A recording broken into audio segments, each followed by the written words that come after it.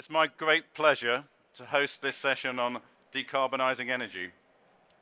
I'd like to thank in advance my esteemed panel for their participation today. And given the breadth we've got to cover in an hour, I'm going to pretty much go straight to questions. So firstly, and I'm going to start with you, Lucy. A range of technologies are sort of vital to decarbonising energy systems. So do we have the technologies that we need today, and is it just a question of scale? Or are there new technologies that we need to develop, and if we do need to develop them, will they be ready in time to meet the decarbonisation targets? Well, thanks very much, Tim. I hope everyone can hear me okay. I think, as with a lot of these questions, the answer to this is a little bit of both. So we certainly have a lot of technologies that we will need for the energy transition, low carbon technologies such as electric vehicles and heat pumps, also wind and solar and batteries. And these are ready to be rolled out now and already helping to decarbonise the system. So earlier this month, wind was actually the main source of UK electricity for the first time. But to drive systems level change, we really need these technologies to be rolled out at scale. So we need to increase the number of low carbon technologies in people's homes. And we also need to tackle what is effectively a de facto ban on onshore wind. I do think, though, that those technologies are here. In that respect, I think what we need to do is to continue to innovate, to drive down prices, to improve manufacturing, to really focus on making them as low cost as possible, as easy to install as possible, as simple to install. I think there are some areas, though, where more innovation is needed. We're not as far down the technology learning curve as those other technologies I've just talked about. One example I would maybe give is in the area of green hydrogen. We know that green hydrogen is likely to play an important role in some areas, such as maybe heavy industry, shipping, those sorts of sectors. At the moment, the cost of electrolyzers is still extremely high. So I would suggest this as one area where actually further development is needed. We really need to push that along the technology learning curve and bring those costs down. And then just finally on this point, I would say this isn't just a matter of scale, and it isn't just a matter of technologies and deployments. It's also a matter of having the right market signals and the right government direction. There are now something like 40 independent studies which have concluded that at best hydrogen is likely to play only a niche role in home heating. But we are still having a debate about that, and that debate is, I would argue, really stifling the deployment of heat pumps and really slowing that down. So I think we also need, this doesn't necessarily have to be about government picking winners, but we do also need very clear market direction and guidance really to support particular technologies. Thank you very much. So Mike, sort of same question to you. Is it scale or is it new technologies? It's mostly scale. I think we know we've got the technologies that we need for the energy transition. And actually the single most important technology for the clean energy transition is clean electricity.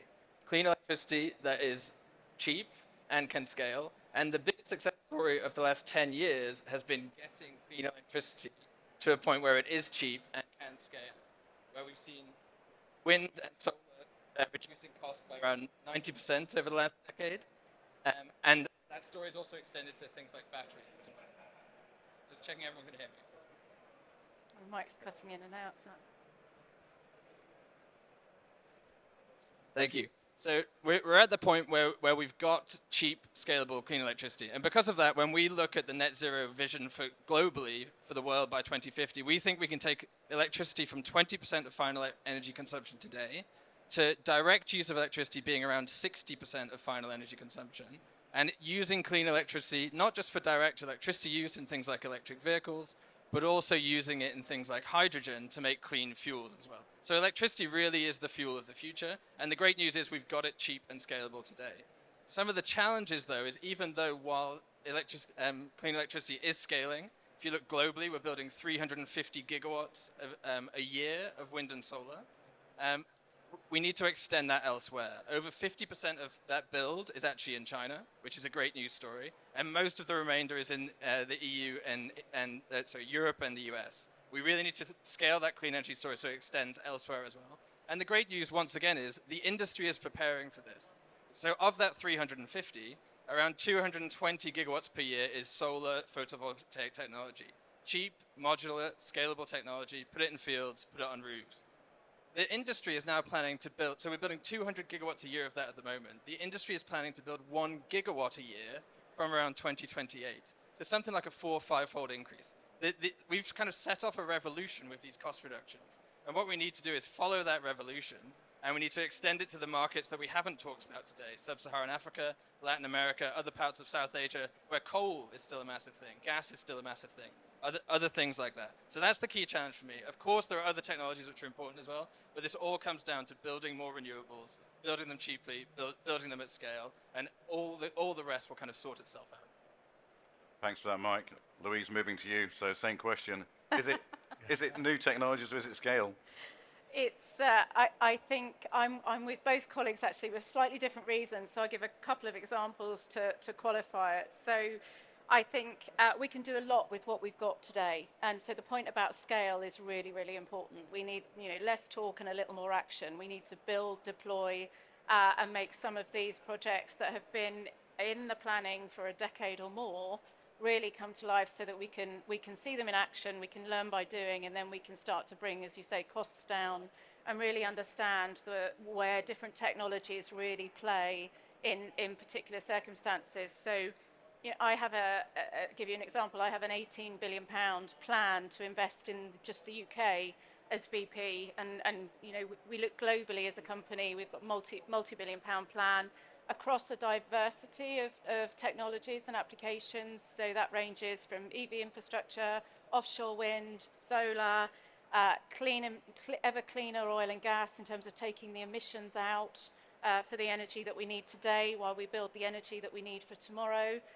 And then we look to things that's just been mentioned around hydrogen, both blue hydrogen projects, green hydrogen. We've got 2 of those in the UK, and we've been very pleased to be selected in the Track 1 process with government to move those projects to the next phase. So humbly super delighted to lead that in a big collaboration to make that real.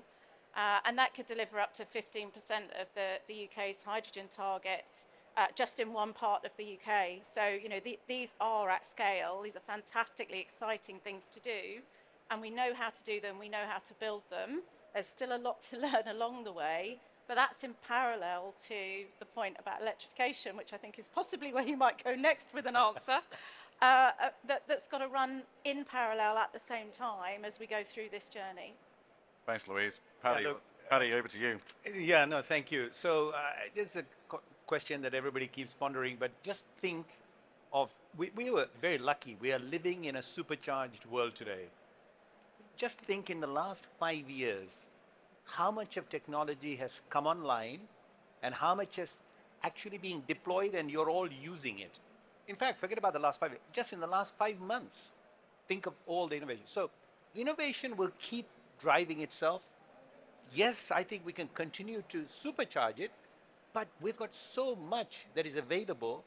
We just need to get on with deploying it at scale, at speed. On hydrogen, so I was privileged. I've just stepped down from a CEO position of a company that is right now in construction on a very large, the largest hydrogen complex in the world, to produce more green hydrogen that is produced with all the facilities in the world today.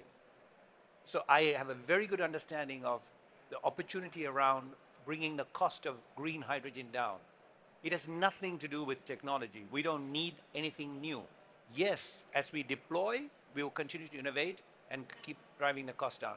But the reason why at this stage, green hydrogen is expensive is we don't have it being deployed. There are just a handful of people building electrolyzers in the back of a garage, literally, small plants, no automation. So the first massively automated facility is getting built just now to produce electrolyzers. that itself starts bringing the cost down. So in time to come, so technology will continue to keep evolving. We just need to keep going at scale. HVDC technology came out of nowhere over the last 20 years. It's now being deployed at scale across long distance transmission, across lands. We're involved with a company that is looking at doing it across oceans at scale. So we are involved in developing a project to do 3,700 kilometers of underwater cable transmission so that we can ring the world ultimately with electron superhighway, which is required to make the grid stable, make it much more resilient, and help us to use capacity across time zones so that we we increase redundancy, we reduce storage demand. So it's all there, everywhere. We just need to just get on with it. Thank you. Peter, last but not least. Brilliant. And thank you, Tim, for the invite today. Well, you'll be pleased to know I think we've got the solution. Yes. And I'm going to be parochial for a minute as a provider of nuclear technologies. But I think to answer your question is both we need to deploy now. I think the technology is there, and we need to deploy technologies that can be scaled. If I might just give an unashamed plug for what we're doing with Rolls-Royce SMR. Our solution is innovative in the way that we're going to bring clean 470 megawatts of power to the grid for each unit. And we're going to do that on proven technology. It's based on the PWR technology that's been powering our nuclear submarine fleet for decades. And the innovation that we're bringing is the innovation that allows us to scale at pace, that we can get power to grid by the early 2030s. We can arrive on site with 90% build certainty. We can prefabricate modules that are road transportable in all aspects. We'll have our logistics centres, and we can get power to the grid by the early 2030s. So I think there's a technology there. We're kind of raring to go. I think we're leading the field. We are well through our regulatory process, and to some of the comments we made before, I think maybe the element, and we may come on to this, we need that industrial strategy, the policy environment that kind of stimulates and creates that kind of momentum. But absolutely, the technology's there, and we can scale.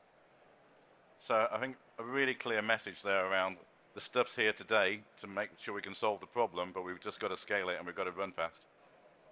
Slightly different change of tack. So obviously in terms of facilitating this, the role of government policy, the role of shareholders, the role of debt financiers in terms of doing this. So what can they do to facilitate speeding up the speed of transition? Is there anything that any of those parties can bring to it that they're not doing today? And I'm going to go the other end, and I'm going to start with Peter. Oh. It's always easiest when you're last, isn't it? So I think there are things that government are already doing, and we should acknowledge the creation of Great British Nuclear, is a good signal. I think there's often times where it's the view that private industry just wants government money to get on with things. And actually that's not altogether true. I'd maybe argue, and I'm not a financier, but I think there is funding available. What we need is a signal from government that kind of follows their policy statement. So that's commitment to deployment. Now, even with those very clear signals, that will allow us as a technology provider and probably the developers of kind of new sites to go and raise funding from the private sector and really leverage that commitment that we get from government. So I think we're already seeing the kind of policy environment where we're seeing a move with the creation of GBN, and let's see the funding that will follow. And as we go through this technology selection process, we need those kind of clear signals from government that will move towards the 24 gigahertz of power. And that's got to come with some kind of fleet commitment. On the back of that, I think we're confident we can attract investment. Thank you. Paddy, what's your take on it? Yeah, look, I think, it's a huge difference. Like, energy is very, very different from the average other commodity where we have a choice. We choose to use it or not use it, apply it, not. Energy is so fundamental to everything that we do.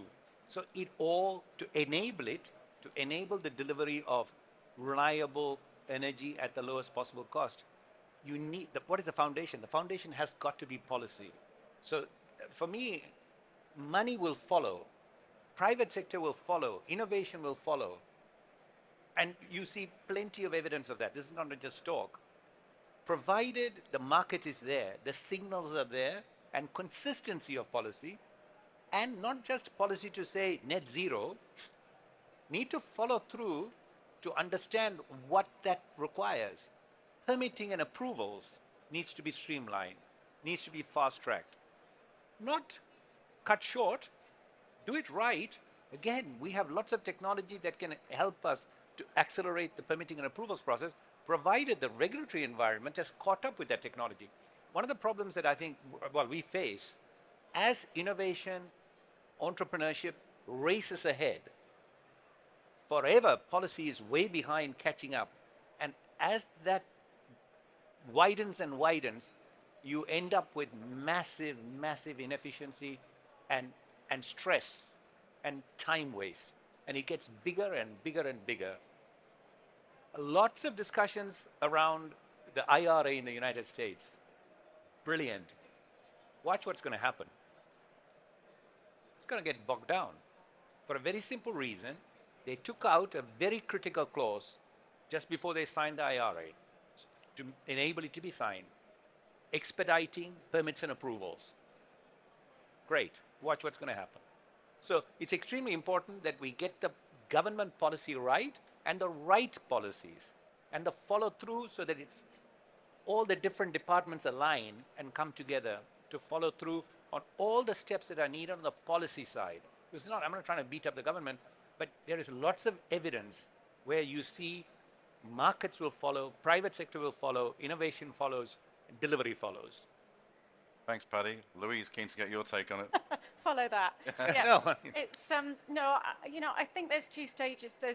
I see this in two different ways. I think we have to recognise that, and so just in the UK for a moment, the UK has gone out trying to lead this diplomatically and in terms of helping the world to get there, and has clearly had a lot of success on that journey. This is not an easy journey. It's going to be a bumpy road. I think we all recognise that. So I think there should be a lot of credit that goes to colleagues working really hard in government to try and navigate all of that, to give us some sense as investors in technology and in infrastructure, the confidence that putting our money down for the next 10, 20, 30, 40 years is a good bet in a particular place. So I do think there should be recognition and credit for the leadership that has been shown. I think the challenge that there is both for us as the investor and for governments as policymakers is this issue around giving a sense of stability. We expect things to change. Yeah. Change is normal, but there is a sense of a stable environment and if you are creating new markets from the ground up, hydrogen, CCS, for example, in the case of a couple of our projects, you have to have a little bit of certainty about what that co-creation looks like for building a marketplace. So whilst there is plenty of money to invest, if we're going to build from the bottom up and create new markets, then there is a need for that business model intervention, but you need to understand what that is when it comes in, and more importantly, when it exits, so that you can make sure economically you have then got a sustainable marketplace that can operate effectively. And I think that is where the way of working changes from what maybe we've done in the energy industry for the last 100 years to how we need to go on this journey, because it is co-creation. Yeah. So we do actually need, and to Paddy's point, to go at the pace we need to go, we've actually got to trust in each other. We've got to recognise each other's capability. In business, we know how to deal with risk. We know how to manage commercial risk and how to think about it. We need to help colleagues in governments around the world trying to do this, to understand how best to try and do that, because we haven't got time to write playbooks and learn from the beginning of that exercise. And similarly, we have to have sympathy for how the policy environment works and how that framework evolves, and be respectful, I think, of that, and be up for those honest conversations. And that's not just in the UK, that's in all the countries around the world who've made these commitments to go on this journey. So I am sympathetic, but I also feel that same sense of urgency that other panel members do, is that we need to co-create and we need to get on with it.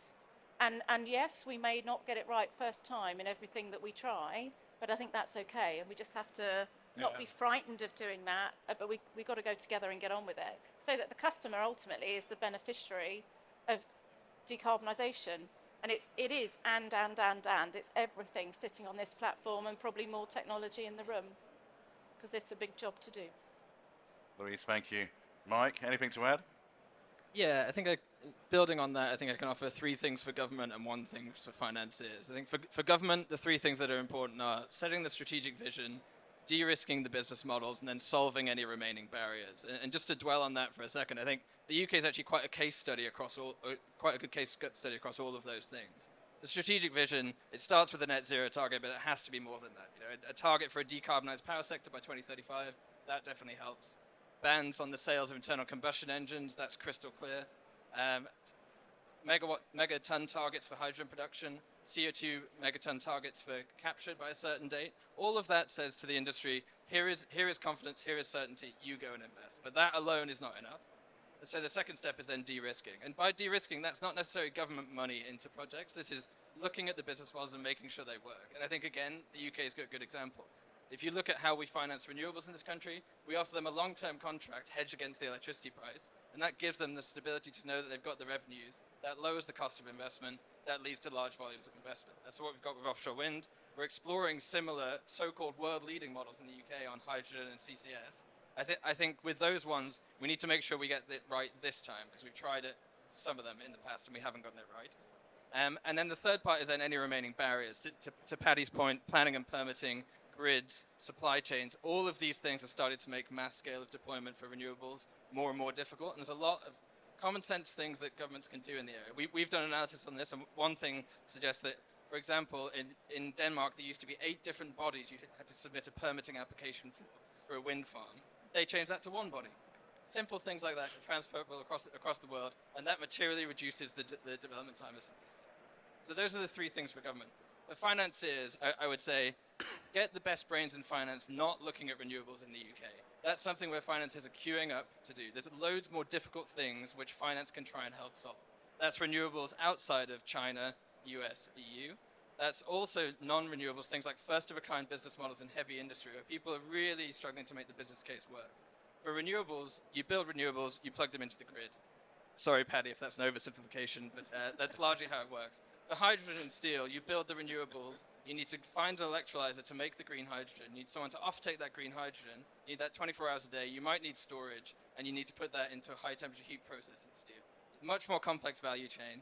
And financiers can help bring the right players together and make that stuff work. So I'd really encourage some kind of deep, innovative thinking on that side to help accelerate the transition as well. Thanks, Mike. Lucy?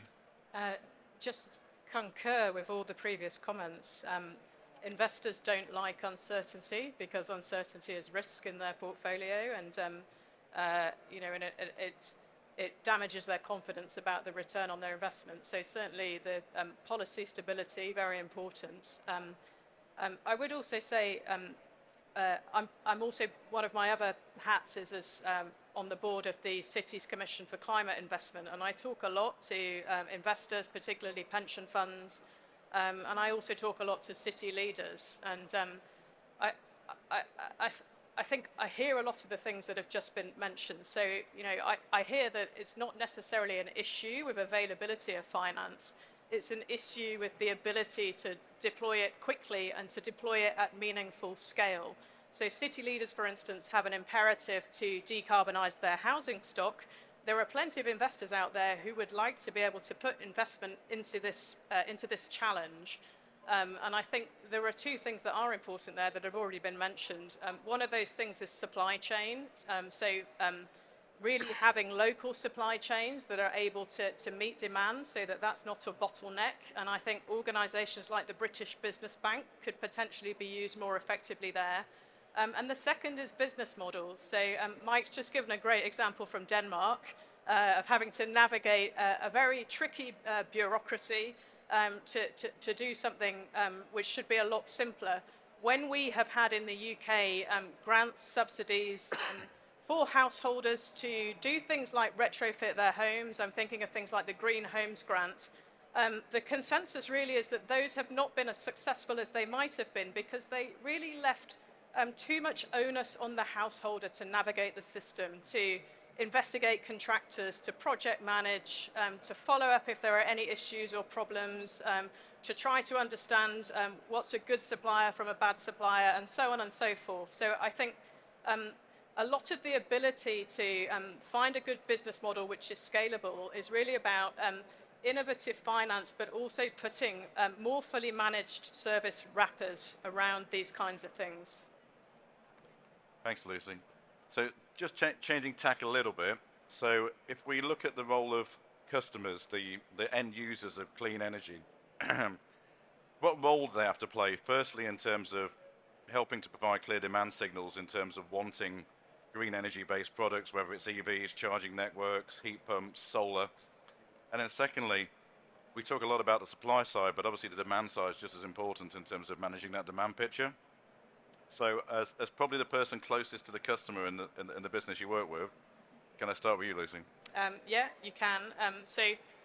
The customer is going to play a really important role in this. So as we increase electrification and we have a greater reliance on renewables, it becomes more and more important to intelligently keep that supply and demand in balance. And the role of customers here in terms of intelligent demand is absolutely key. I think this is an area we're actually leading in the UK.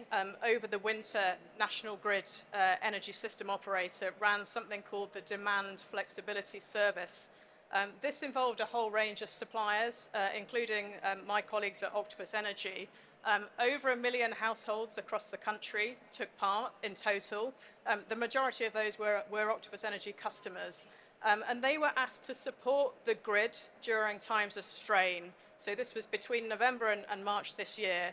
And the intention of this was really to test whether households could be relied upon to flex their energy use at certain times of day in exchange for payment. So when the grid was particularly under strain, maybe generation was lower, people were asked to either reduce or shift their energy use.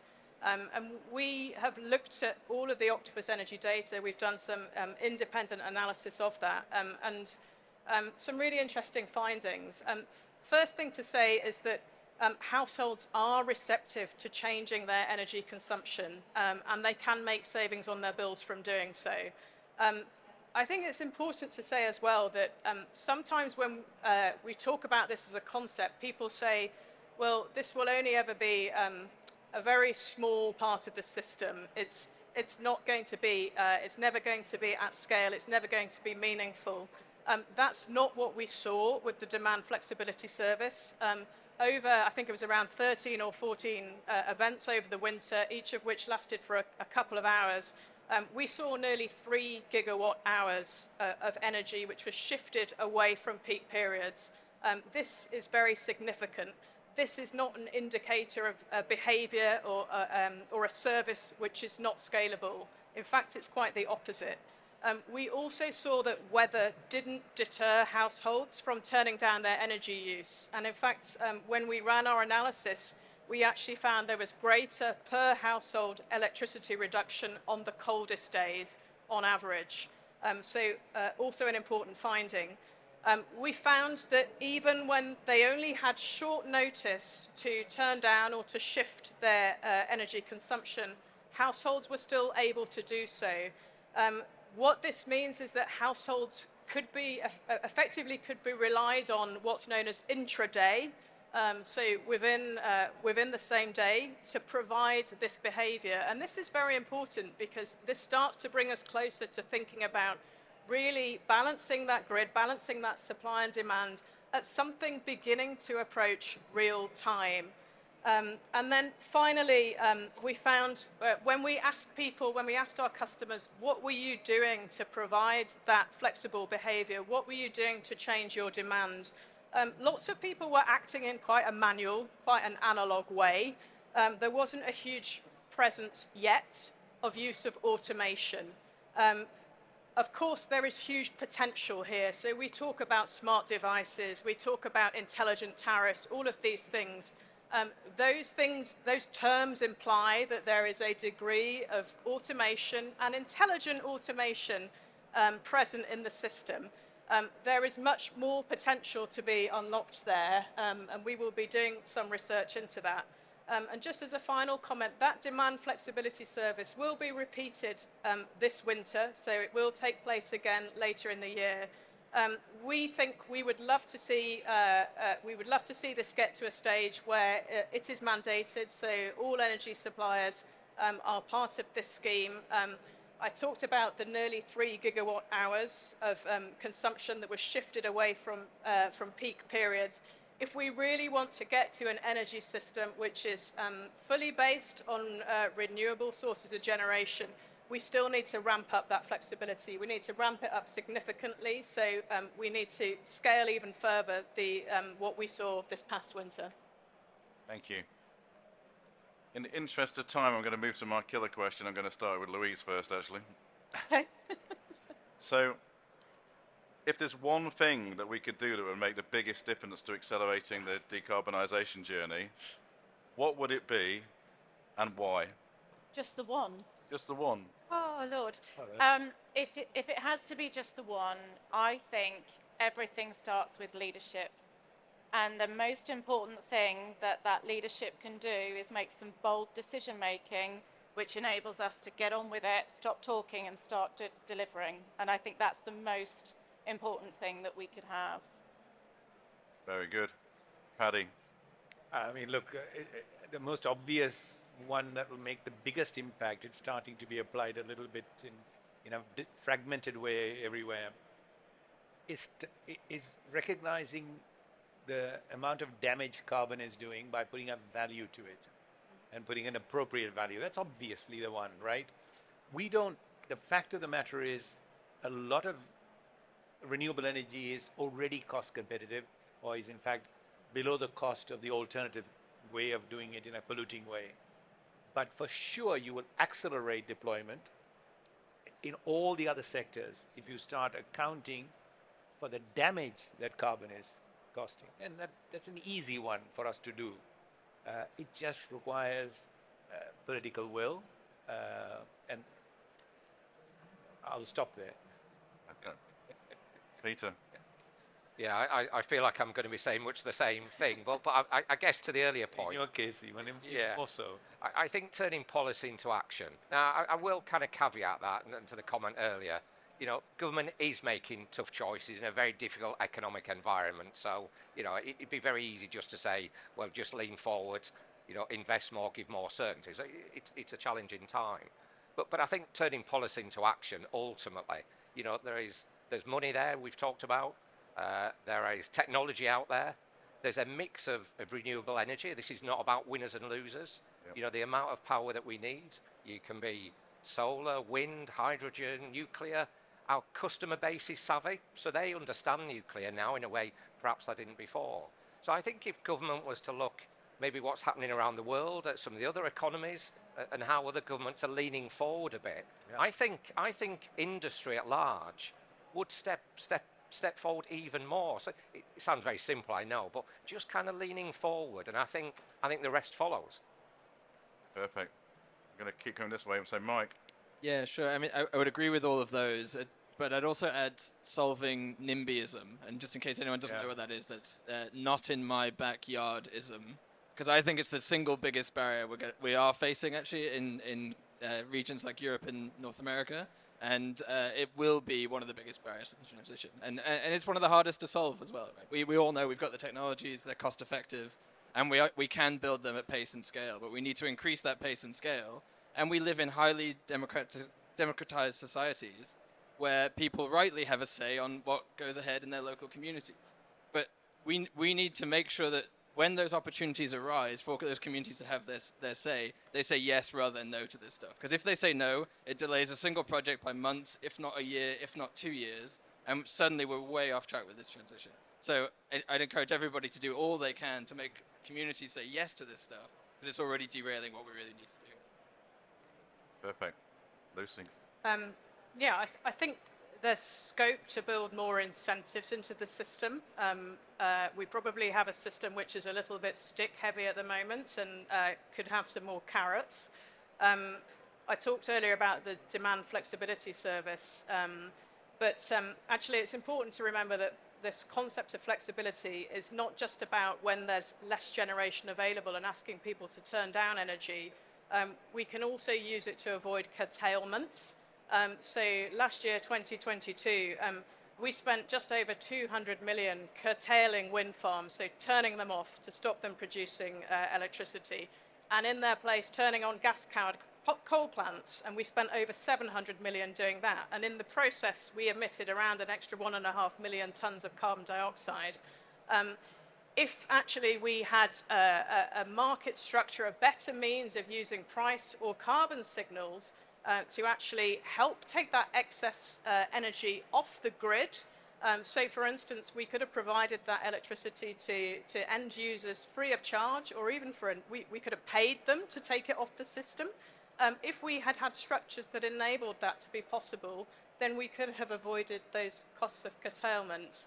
And just coming back to some of Paddy's comments around the value of carbon, I also talked about households changing their behaviour, being more flexible. Now, if we could find a methodology that which we could all agree on, which defines a household's baseline without flexibility, and then we could say this is what changed when they were flexible, we could then measure the carbon that was saved. We can do that using data about actual grid intensity. And if we can measure the carbon that was saved, we can attach a value to that. That has value in a slightly adjacent market, the carbon market. But that's critically important, because you can then use that to begin to develop new finance models that can actually finance some of these low carbon technologies that we need to get into people's homes. So this is all of these ideas are very interlinked. And I also agree with all the other things that everyone said in answer to this question as well. So we wanted to make sure that there was appropriate time for people to ask questions. I believe that some of the questions will come through on the iPad. I'm trying to see who's... And I think there'll be is there a roving mic? And I presume that's...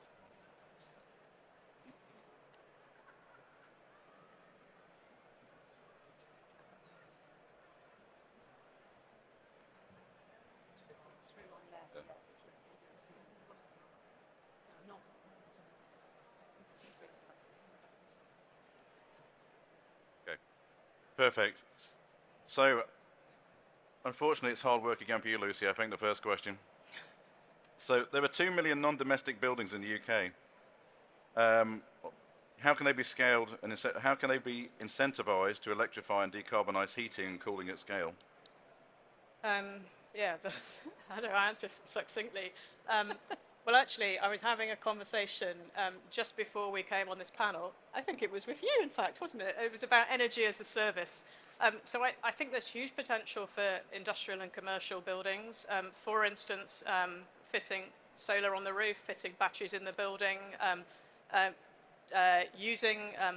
using intelligent tariffs to really consume from the grid when it's beneficial to the system to be able to do so, and then consume from their own self-generation at other times. So I think I could certainly talk at length on this question, but perhaps I'll leave it at that for now. But maybe what I will just add, though, is that data about the grid, particularly at the DNO level and grid supply point level, is I think particularly important here to really understand what's happening at different levels of the system. Okay. Maybe, Paddy? Yeah, no, what I was going to say is, I mean, look, digitization and automation is very much at the infancy of application, even in a very advanced environment like United Kingdom. For me, I think that's where the answer is. I think engaging the customer is very important. Look what you guys did. I mean, you paid them money, you explained what it was, and they responded. Okay? I think we need to continue to reduce that friction, make it automatic. And it's perfectly possible. The technologies are available. It just now needs to be deployed at speed and scale. So I think we need to continue to educate the customer, start putting carbon on their bills or publicize to them so that they become much, much more aware. There is grassroots level sort of education that is coming through. Children are learning about it. Everybody is talking about it. Everybody's pushing their parents. My grandchildren tell me, I'm amazed at what they tell me at the age of 7, 10, and 13. I wouldn't have dreamt of any of this stuff that they come out with today. So I think we're starting to do that. We just need to accelerate that and take advantage of it. But ultimately, I'm sorry, we've got to go back to that rapidly evolving technology and rely on that and keep implementing more digitization and automation into the systems and start converting the grids to smart grid. And the stuff that we use, they're all already talking. There's a hell of a lot of data that is running from your fridge through the wire, from your cooker through the wire. So it's about now bringing that together. Anybody else before I move on? No, great answer. So this is probably the three people at the end, because you're all doing things that involve scaling large bits of capital. Okay. With a climate funding gap of approximately 150 to 190 billion dollars, and with traditional venture capital and traditional bank financing not be suitable, what can we do? I'm not sure that quite agrees with what I was hearing from the audience earlier, but maybe just a perspective around, is financing the issue? Yeah, I mean, I'm certainly not a financial expert, but I do hear in a lot of the conversations that I take part in about, are we actually leveraging money in the best possible way that we could? So, for example, access to pension funds and putting them to work, and various other mechanisms that, as we sit here now, we're not doing that, but we could be in the right regulatory framework and so on to be able to leverage some really creative ways of getting this job done.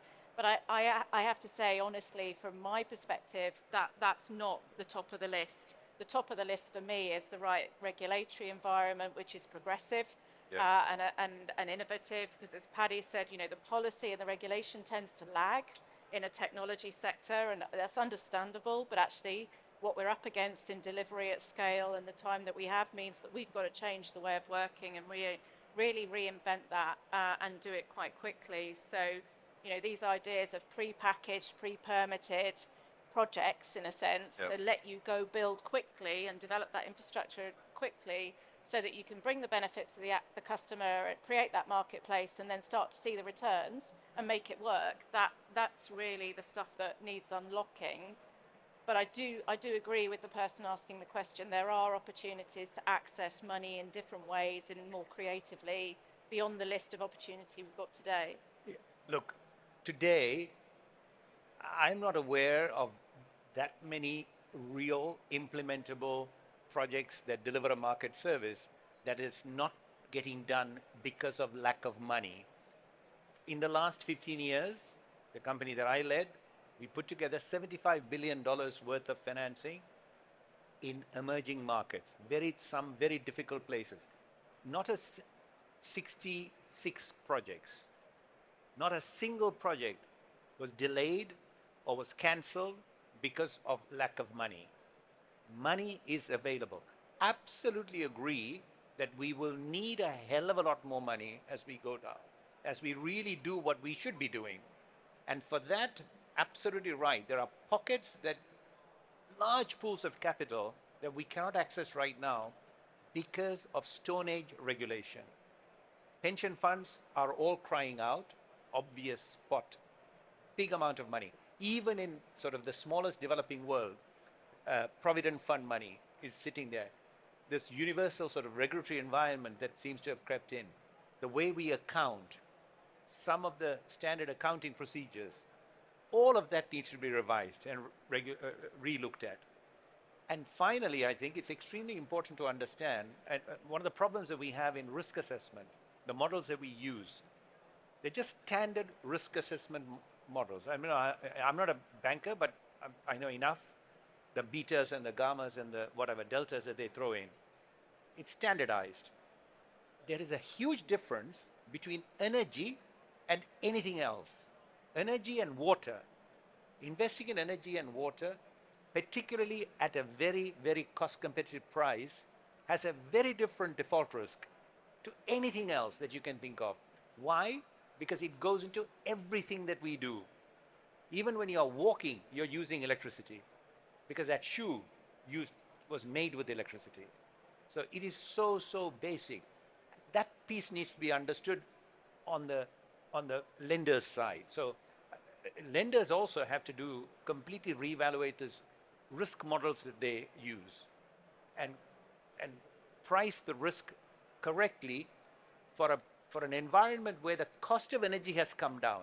See, when the cost of energy was very high, which is the environment in which we lived up to now, you could only do a certain amount when the energy is 140 pounds a megawatt hour. It's very different when the energy is 50 pounds a megawatt hour. So it's complete.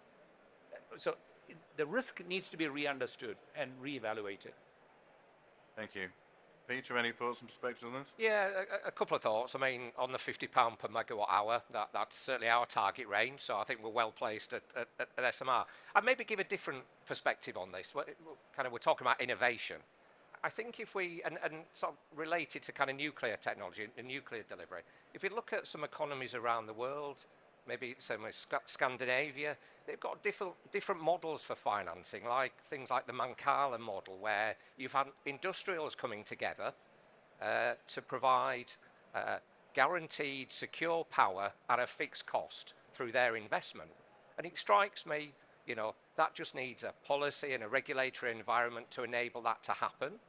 The industrial user gets fixed price, they get and energy security. They don't rely on the grid. So I think there are some probably innovations, in addition to everything that we've said. I think there are also some ways maybe we can innovate how we deliver those kind of industrial solutions. We heard Deputy Prime Minister before talking about some of the free ports. And maybe the solutions there where these kind of energy farms with multiple sort of industrial facilities, data centres, multiple sort of clean energy providers can maybe stick 3 or 4 SMRs, powers about 1 million houses for 60 years. These are, large scale. There may be just more innovative finance solutions other than just relying on government to fund the investment. Just a thought. I think just to build on that very quickly, because you've sent it this end of the panel, but actually I think the opportunity to really be creative around the financial models is for the consumer, the end consumer, be that the big industrial consumer that's got to change out his furnaces or burners or parts of the kit and wants the confidence to be able to invest to do that, when I can supply the hydrogen or the carbon capture storage facility and the cleaner power. But actually, at Lucy's level, in terms of colleagues at Octopus and other, incentivizing the customer to go and create the marketplace so that we can do the supply side piece, and also just creative ways of taking the energy we don't need to use out of the system, because that's essentially, that is where we should start. Yeah. Lucy, would you like to respond? Just only to agree, really. So I don't think I've got anything to add. So, it's not off the screen, but we've talked about a lot of things in terms of decarbonising energy, but we've not mentioned storage. How big a role has storage got to play in this, and who'd like to go first on that? No, look, it's obvious, right? It's very critical. Yeah. But I don't think we should be overplaying storage. Continue to keep innovating. To be very honest, I think lithium-ion batteries have surprised all of us. Yeah. It wasn't that long ago. 5 years ago, I would never have dreamt that lithium-ion batteries would have been able to be evolved to a stage where we can store for such a long duration and cycle it so much. There's a lot of invention that is going into other materials, other forms of storage. And also, we keep thinking that immediately we talk about storage, we think about batteries. I think there's a lot more opportunity to be done by interconnecting grids and making them more resilient and making them store. And there's solid-state electronics that is being applied, that can then be applied at scale to reduce the demand for that battery electron storage that we're all so concerned about. So, look, I think it's an issue that is going to be that needs to be addressed, that needs to be kept at. But at the same time, it's something that can be dealt with as we continue to build the grids and the infrastructure and more generation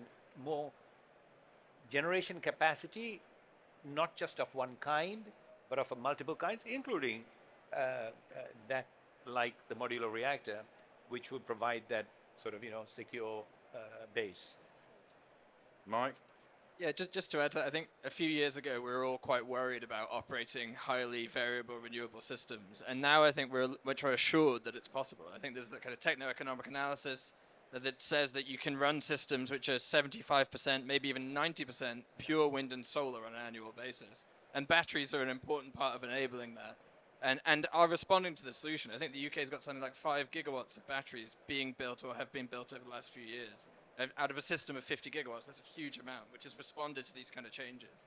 But to build on Paddy's point, I think there's a whole suite of things we're not fully exploring there, and that points to kind of a generous definition of storage. Storage is people's electric vehicles, people's homes, interconnections, things like that. If we explore all of that, I think we'll just find solving this challenge easier and easier and easier. But in some countries like the UK, we might need to have hydrogen as a storage vector as well. I think there's going to be a certain limit to how much all these other options can go, particularly in high latitude with big seasonal demand swings. And we really need to make sure that we're thinking about that ahead of time, looking at the long duration energy storage question, and likely looking at hydrogen as a demonstrable option there as well. Perfect. Anybody else want to comment before we wrap up? No? Well, I think that's probably the end of the questions I can see on the iPad. So on that basis, I'm going to thank the panel for their time today. I'm going to quickly summarize what I think we heard, which was the technology is here. It's really more of a question of scaling. We need clarity in terms of government policy to help us do that. We need clear leadership. We're hoping that we get some carbon pricing mechanism working that helps us to put a mechanism around that.